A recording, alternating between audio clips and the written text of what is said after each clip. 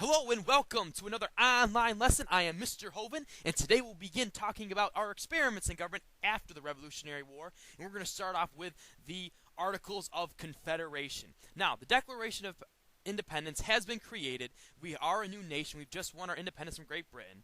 But these former colonies had little experience working together, and many Americans wondered if they could create a central government that would unite the states effectively.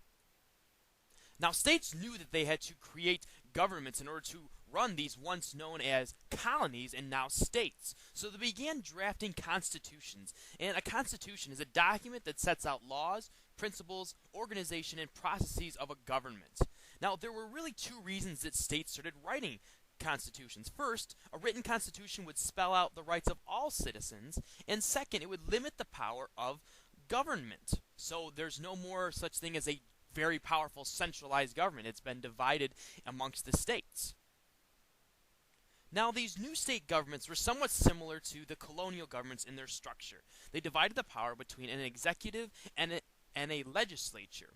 The legislature was elected by the voters to pass laws, and every state but Pennsylvania had a governor to execute or carry out these laws. The idea of having two houses in a legislature meant that this was a bicameral house. There were two parts to it, the executive and the legislature. Now, in order to vote, you had to be a white male over the age of 21, you had to own a certain amount of property, and you had to pay taxes. And an interesting fact is that for some time, women in New Jersey could vote, and in a few states, free African-American men who owned property could also vote. So again, the people are having much more of a say in their government than they did when Great Britain was in control. Now, the delegates believed that the colonies needed to be united by a national government, and it was a government that wouldn't have as much power as Great Britain did over them, but they still needed something to tie them together. It was hard to write a constitution that all states would approve, however. They were reluctant to give up power to a centralized government. Few Americans saw themselves as citizens of one nation. Instead, they felt loyal to their own states, and people feared replacing the tyranny of British rule with another strong central government. They wanted the power of the government to go to the states. So after much debate, the Continental Congress approved the first American Constitution in 1777, and this was known as the Articles of Confederation. This was a very loose alliance of 13 independent states, and when I say loose, I mean that they weren't tightly knit. Each state was kind of free to do their own thing, and although they all came together to make some important decisions for the big group, they were largely left alone.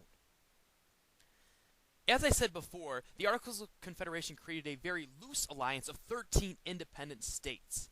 Each state had representation in Congress with one vote. Regardless of how big a state is or what their population was, each state had one vote. And it was hard to get things done because in order to pass a law, 9 of the 13 states had to approve it before it would go into effect. Congress could not regulate trade, and they could not tax. So all of those funds and all of the debt they had racked up in the Revolutionary War could not be paid off. And there was no president to execute laws and no courts to settle disputes between states. By 1783, the United States had won its independence, yet the end of the American Revolution did not solve the Confederation of States' troubles. Americans had reason to doubt whether these United States could survive. And a couple of the reasons was first, conflicts between states. Both New York and New Hampshire, for instance, claimed Vermont, the land that we know is now today Vermont. And the Articles did not give the central government power to resolve such conflicts. So again, that leads to problems. No one can solve these big problems between states. Also, Congress could not tax or control interstate trade.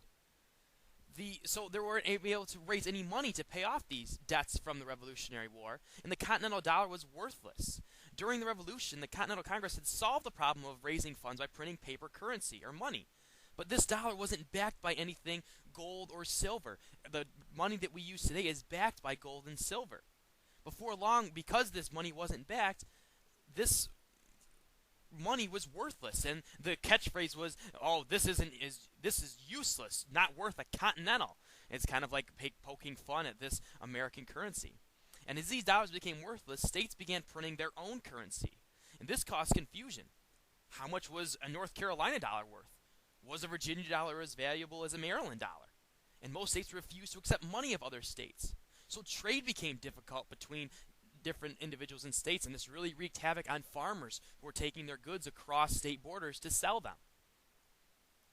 So these problems, they weren't going away, and began to build and build and build and cause a lot of problems in this newly free United States. And this would lead to, maybe taking a second look at our government and thinking, hey, can we do something different? Now, there were a few successes and strengths with the Articles of Confederation. One of these was the Land Ordinance of 1785, and this divided the Northwest Territory into townships. So each township would be divided into 36 sections of 1 square mile each. So each township would be made of 36 square miles. Each section cost $640, and one section in every township was set aside to support public schools. Also, the Articles of Confederation set up the Northwest Ordinance, and this was a setup to govern the Northwest Territory. It guaranteed basic rights to settlers and outlawed slavery there. And once a territory had 60,000 free settlers, it could appeal to Congress for statehood. And this is where the states of Ohio, Indiana, Illinois, Michigan, and Wisconsin were created from, this Northwest Territory. So there were positives to these Articles of Confederation. Well, that about wraps things up for today. Again, keep in mind, while there were positives to the Articles of Confederation, there were also several weaknesses to this. And this is going to culminate and lead to a revolution known as Shays' Rebellion. And that, along with the other weaknesses of the Articles of Confederation, really get the colonists and the members of these states to think, hey, maybe this loosely based setup of multiple states isn't the best way to run a country. And we'll see what happens next time. I hope you've enjoyed this video, and I'll see you then.